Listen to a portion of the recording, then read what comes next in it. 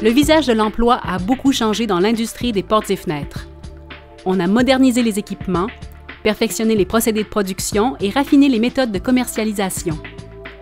Pour produire plus vite, beaucoup mieux, pour produire à temps et à moindre coût, à cause de la concurrence, il faut des gens ingénieux, créatifs, minutieux et soucieux du client.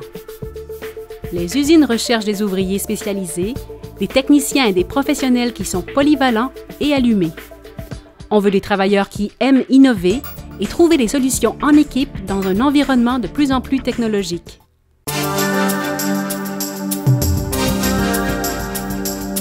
Je suis en résolution de problèmes une bonne partie de ma journée. Donc, tous les problèmes qui vont sortir de l'usine ou liés avec des clients, c'est moi qui ai à gérer vraiment la structure d'amélioration continue. Dernière chose, là, la mise en place des certifications. Vraiment, nous autres, on va leur envoyer nos idées qu'on a un peu. Eux autres, ils vont vérifier qu'est-ce qu'ils sont capables de faire avec tout ça, puis nous envoyer une première version de qu'on filtre. On va vérifier le design qu'il y a. On peut tout modifier, là, mais on part avec un modèle, puis ensuite on le met à notre goût. Il y a une vingtaine de personnes à m'occuper, que tout le monde ait l'ouvrage, pas avoir de goulot ou si c'était là, des amorcellements de fenêtres, là. Vérifier la qualité. Mon travail consiste en réalité, comme je le disais, à rencontrer des objectifs précis que j'ai par rapport à la production qu'on me demande par jour. Au département de peinture, il y a la qualité.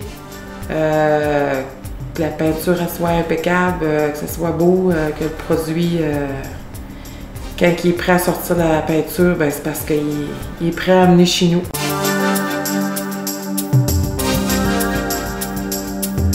On est simulé de façon informatique pour connaître notre rendement énergétique. Suite à ça, ben, on s'en va avec telle fenêtre ou telle porte. On s'en va en test physique chez un laboratoire indépendant. C'est certain que mon ordinateur est mon outil principal. Généralement, ils sont dessinés tous sur AutoCAD. Sur la ligne, chaque chef d'équipe a un ordinateur. Fait qu'il voit sa production, il peut commander mes thermos jusqu'en casse un. Il voit qu'est-ce qui est fait, qu'est-ce qu'il reste à faire de sa journée. Tu choisis ta cellule que tu veux faire, l'ordinateur te le présente, tu choisis chaque morceau que tu veux faire. Donc, mettons, je prends le numéro 1. Le numéro 1, c'est 4 côtés. Donc, la soudure te demande d'abord, mettons, le seuil. Tu déposes le seuil, après, elle te demande les deux côtés. Tu mets les deux côtés. Évidemment, elle s'ajuste automatiquement. Donc, tout est vraiment séquentiel, elle s'ajuste automatiquement. Tu mets les 4 pièces, les temps sont synchronisés. Donc, quand tu appuies sur le start, ben, elle fait le travail tout seul. Dans le fond, la machine, j'ai 3 lames de 20 pouces qu'il y a là-dedans qui se promènent automatiquement tout seul. J'ai une mèche qui va faire le machinage des barrures, tout ça. J'ai 2 bras avec 3 mèches chacune qui vont aller percer pour les trous de meneaux. Puis j'ai le fileur qui pousse tout ça dans la machine. On fabrique notre propre peinture. Toutes les couleurs qui peuvent exister, on peut les fabriquer à partir de cette machine-là.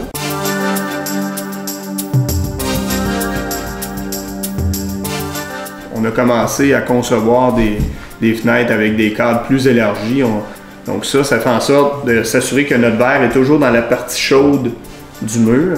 On avait des moustiquaires qui arrivaient bien tête, il ne fallait pas avoir aucun jeu. On a changé d'une sorte de moustiquaire, des profilés, que overlap on appelle, là, que tu as un petit lousse, ça peut te permettre de jouer un petit peu. C'est la manière de poser les moules Revit, trouver l'efficacité pour aller le plus vite possible quand on pose les moules Revit, comment mettre le salant. Dans cette année, on s'est assis ensemble durant 3 jours pour trouver les bonnes méthodes. C'est quoi les rackings qu'il faut faire, comment on peut communiquer ensemble pour justement que cette année on ait beaucoup plus de facilité, sans forcément que tout le monde court puis se casse la tête dans le mur, mais vraiment pour que l'ouvrage puisse sortir adéquatement. Le machinage des manivelles, on a changé le moteur.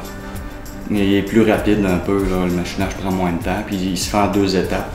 Tandis qu'avant, il faisait en une, c'était quand même bien, mais ça y allait bien tranquillement. Puis on cassait des mèches souvent, parce que quand même assez épais le plastique. Là. Fait qu'en le faisant en 2 étapes comme ça, avec un nouveau moteur plus puissant, ben, on sauve beaucoup de temps.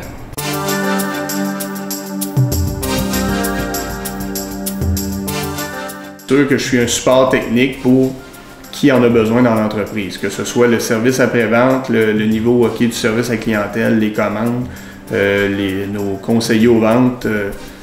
Moindrement problématique, technique qu'il peut y avoir, ben, je suis en lien direct constamment avec eux. Là, je rentre le matin et que je sais que j'ai 12 personnes dans mon département et que l'ouvrage qu'on m'attribue, c'est pour 12 personnes et que j'ai 2 personnes qui manquent. Mais il faut pallier à ça parce qu'il faut pareil, il faut satisfaire les clients. Donc il faut pallier à ça. En palliant à ça, mais on a des polyvalents. Donc en parlant avec mon contremaître, mais lui, il voit avec les autres contremaîtres c'est qui on peut déplacer pour aller donner un coup de main.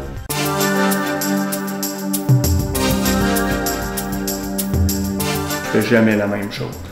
Oui, je suis en résolution de problèmes constante. Ça, on peut dire qu'on peut faire une similitude dans ça, sauf que je réglerai jamais les mêmes choses. Ben, j'aime ça de développer un produit, puis voir le monde le fabriquer après, qu'il se vend bien, tout ça. C'est le fun de passer dans l'usine, de voir, regarde, j'ai travaillé avec l'équipe sur ce produit à le développer. On sait à la fin de la journée qu'on a notre journée aussi un bilan en pourcentage. Parce qu'on a tant de personnes pour sortir tant de fenêtres. Fait que là, on le voit, on a une TV, fait qu'on voit le pourcentage. Si on est en bas du pourcentage, en haut, c'est toujours d'essayer d'améliorer notre efficacité. Toutes les machines, justement, c'est impressionnant à voir là, comment que ça marche. Tout automatisé là-dessus et tout ça. C'est impressionnant à voir. C'est le fun à travailler. Là. Il me semble que quand la couleur est faite, surtout si elle a été dure à faire, ben, je suis contente de ce que j'ai fait.